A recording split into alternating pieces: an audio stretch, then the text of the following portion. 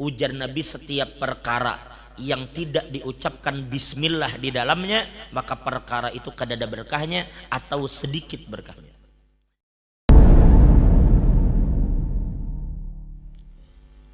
Ibnu Arabi mengutip kata-kata Hallaj, Bismillah indal arifin bimanzilatikun indallah. Ketika wali mengucapkan bismillah, itu sama dengan Tuhan mengucapkan kun. Perhatikan baik-baik, ulun pernah mungkin dulu ceritakan ke pian. Dulu ketika kita belajar di Banjar, ulun ingat dulu ketika belajar satu kitab tentang bagaimana hubungan suami istri. Dulu ada seorang suami beisi bini solehah, tapi lakiannya kada bersyukur. Padahal bininya bagus, solehah bininya. Nah, istrinya ini setiap melakukan perbuatan apapun selalu inya berbismillah.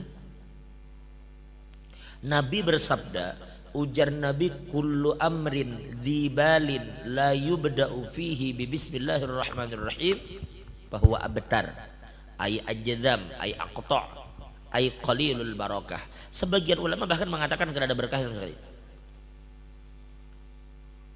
Ujar Nabi, setiap perkara apapun perkaranya, pian naik mobil, pian masuk rumah, pian naik kapal, pian menunggang motor, pian membuka toko, setiap perkara apapun yang pian lakukan dan di situ pian tidak membaca bismillah, maka perbuatan itu sedikit berkahnya.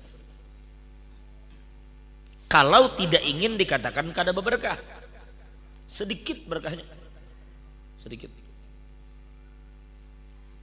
Jadi bila anak berkah berarti apa? Baca. Nah, jadi bebinian ini adalah bila bemasak, membuka tetudung, bismillah. Bilenya maandak panci, bismillah. Bilenya maangkat anak, bismillah. Bilenya maandak iwak membacam, bismillah. Pokoknya apa aja nanti. Cuma laki memang dari awal kada ketuju lagi. Ya hati-hati juga biar ini.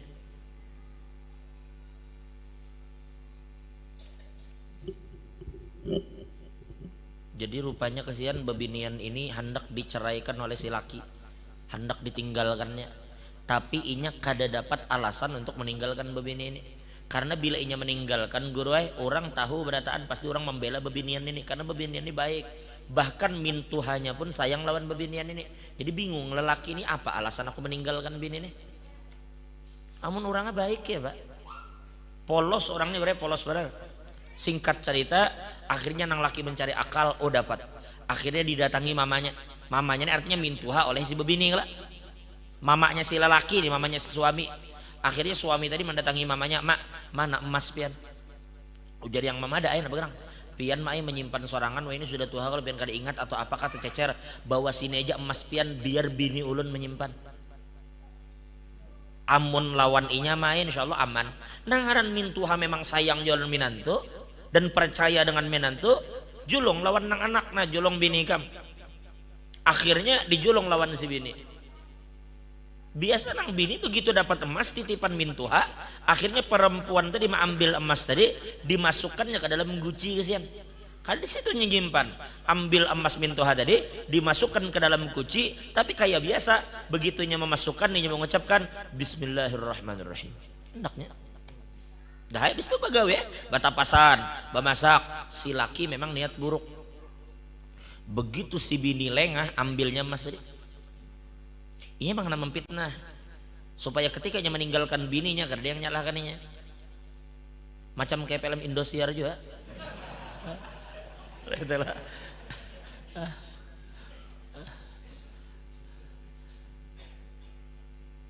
Jadi akhirnya diambilnya emas tadi gue, dibuangnya ke sumur.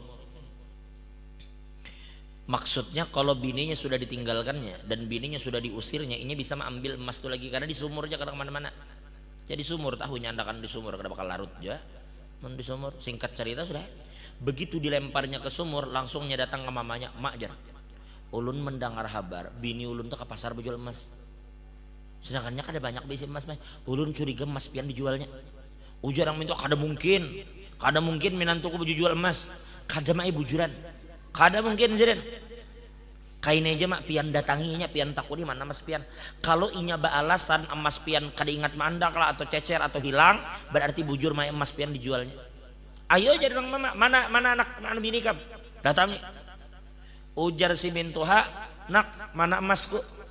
Ada emang aja. Kesian polos kada tahu kisah. Ujang itu bawa sini emasku. Ayo datang. Datanginya ke Guci tadi, nang laki dalam hati melihat, sudah hikam, artinya kada lawas lagi. Pokoknya anulah memang dari awalan dipisahinya. Pokoknya aku dan kamu jar yang laki tadi N. Wah, kayak bar ya.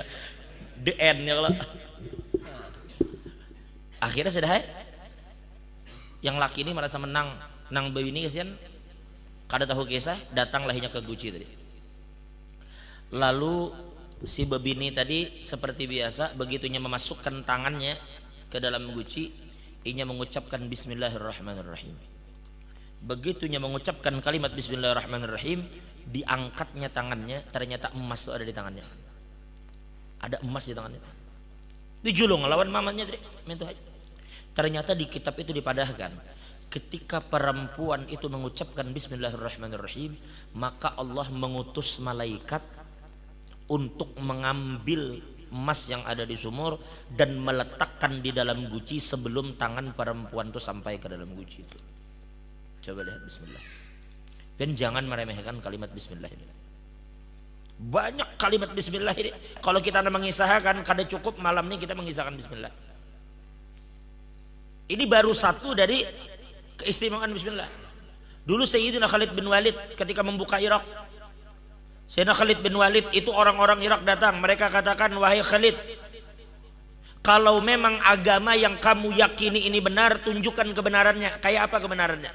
Kami nak lihat. Kalau agama ikam ini bujur, kami kada usah ikam paksa, kami berislam. Ujar Khalid bin Walid, ambilkan aku racun yang paling mematikan. Bawa sini racunnya. Lalu dikumpulkan, diambilkan, dicarikan racun yang paling dahsyat. Lalu diambil oleh Khalid bin Walid. Lalu Khalid bin Walid mengatakan bismillahirrahmanirrahim.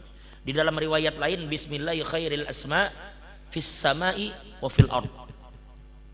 Lalu diminum oleh Khalid bin Walid. Maka sejak itu kada ada sesuatu yang terdampak pada Khalid bin Walid. Sehat saja. Maka seluruh penduduk Irak saat itu memeluk Islam. Coba Khalid bin Walid. Jadi banyak kita bicara bismillah ini Pak. Imam Suyuti dan juga Imam Syairazi di dalam tafsirnya, beliau menceritakan dulu Nabi Isa pernah lewat kuburan. Tiba-tiba Nabi Isa mendengar bahwa orang di dalam kubur itu diazab oleh malaikat. Kejaguman di kubur itu diazab oleh malaikat. Udah Nabi Isa kada peduli juga apa kepo. Akhirnya Nabi Isa lewat aja, pokoknya orang diazab aja karena dia pelaku maksiat. Emang selama hidupnya ketujuh bermaksiat. Ya sudah, akhirnya Nabi Isa lewat. Selang beberapa waktu kemudian, entah beberapa bulan, entah beberapa tahun, Nabi Musa lewat lagi. Entah beberapa tahun kemudian Nabi Isa lewat di kubur yang sama. Ternyata sekarang Nabi Isa melihat ada bias cahaya keluar dari kubur itu. Kubur itu bersinar, lalu kemudian tidak terdengar lagi suara azab. Lalu Nabi Isa bertanya kepada Allah Ta'ala, apa yang terjadi dengan kubur ini? Lalu dijawab apa? Ujar Allah Ta'ala, wahai Isa, penghuni kubur ini bahari orang yang ketujuh bermaksiat. Maka kami azab inya dengan dosanya. Kami kada zalim, inya memang berbuat, maka kami membalas perbuatannya juga. Maka kami azab inya dengan sebab perbuatannya juga. Seiring berjalan waktu, terus inya menerima azab. Ternyata istrinya ketika inya mati, istrinya itu hamil. Ketika inya mati, inya meninggalkan istri yang hamil. Lalu istrinya melahirkan, lalu anaknya menyusu, lalu anak itu bisa berbaring, lalu anak itu bisa tiarap, lalu anak itu bisa berjalan, sampai akhirnya anak itu bisa bicara. Begitu anak itu sudah mulai berbicara, maka ibunya mengajarkan anak ini bacaan Bismillahirrahmanirrahim. Sampai akhirnya anak itu bisa. Lalu anak itu dengan kebersihannya mengucapkan Bismillahirrahmanirrahim. Maka ujar Allah, wahai Isa, ketahuilah aku malu menyiksa seseorang di dalam kubur, sedangkan di dunia anaknya menyebut namaku. Di dunia anaknya menyebut namaku dan menyatakan aku ini Allah Ar-Rahman Ar-Rahim. Lalu kusiksa abahnya di kubur, kadakai itu aku jalla Allah Ta'ala. Coba lihat. Nah ini sedikit dari keutamaan kalimat bismillah. Itu bismillah kayak panang lain. Tapi memang ulun ulang lah, bismillah ini pian jangan remehkan. Al-Imamul Alusi mengatakan rahasia Al-Quran, rahasia kutub nang bahari, Taurat, Injil, Zabur, semua kitab-kitab, suhuf itu semua yang Allah turunkan kepada para anbiya, itu kesimpulannya itu berada di Quran. Intisari dari semua yang ada di kitab-kitab bahari semua di Quran. Intisari Al-Quran itu ada di suratul Fatihah. Intisari dari suratul Fatihah itu diletakkan pada kalimat Bismillahirrahmanirrahim. Sedangkan intisari dari Bismillahirrahmanirrahim itu diletakkan pada titik yang ada di bawah ba dari kalimat Bismillahirrahmanirrahim. Maka kenapa kalimat bismillah ini dampaknya besar? Kita kembalikan ke kalimat Nabi tadi. Ujar Nabi, setiap perkara yang tidak diucapkan bismillah di dalamnya, maka perkara itu kadada berkahnya atau sedikit berkahnya. Kenapa? Ujar Imamul Alusi, ujar Sidin i'lam anna haqiqatal wa'lam anna haqiqata nuqtatiba'in fi bismillahirrahmanirrahim hiya haqiqatul Muhammadiyah.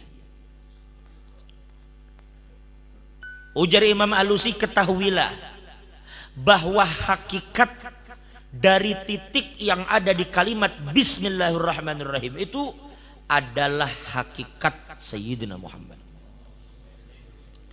Sehingga boleh dikatakan, ujar beliau, setiap perkara yang di dalamnya kita tidak menyertakan Nabi Muhammad, maka perkara itu kadada berkahnya. Paham ini? Setiap perkara yang perkara itu kosong dari kaitan dengan Nabi Muhammad, maka perkara itu sedikit berkahnya. Itu ujar Imamul Alusi. Itu rahasia titik yang ada di bawah ba. Sehingga ada ulama mengatakan, seandainya aku ingin menjabarkan apa rahasia titik yang ada di bawah ba dari Sunan Ibrahim, maka sampai sangkakala ditiupkan belum selesai rahasia itu dijabarkan. Sampai kiamat kada selesai rahasia itu dijabarkan. La ilaha illallah. Itu baru rahasia titiknya aja. Belum nang lain. Nah, itulah wirid yang pian baca. Jadi mulai hari ini pian datang untuk mengkaji sunnah Nabi. Kita baca hadis yang berkaitan tentang Nabi. Sekarang kita tahu ternyata Nabi Muhammad itu mau nyuruh kita untuk selalu mengucapkan bismillah.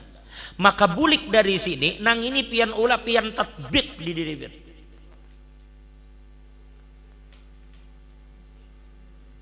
Tatbiknya nang perlu. Ujar Syekh Muhammad minggu lalu, nang penting tuh jasirin adalah aplikasinya. Bagaimana pian memakai apa yang pian dengar, pian memakai apa yang pian pelajari. Bulik dari sini ini kada memerlukan titel, kada harus menunggu pian lulus dari pondok pesantren. Ini bulik naik motor, begitu hendak jalan Bismillahirrahmanirrahim. Begitu masuk rumah Bismillahirrahmanirrahim.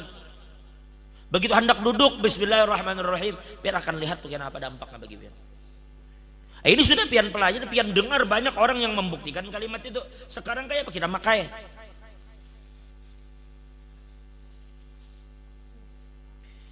Pakai itu dengan niat pertama pian membaca bismillah mengikuti Nabi Muhammad. Karena Nabi membaca, maka baca juga.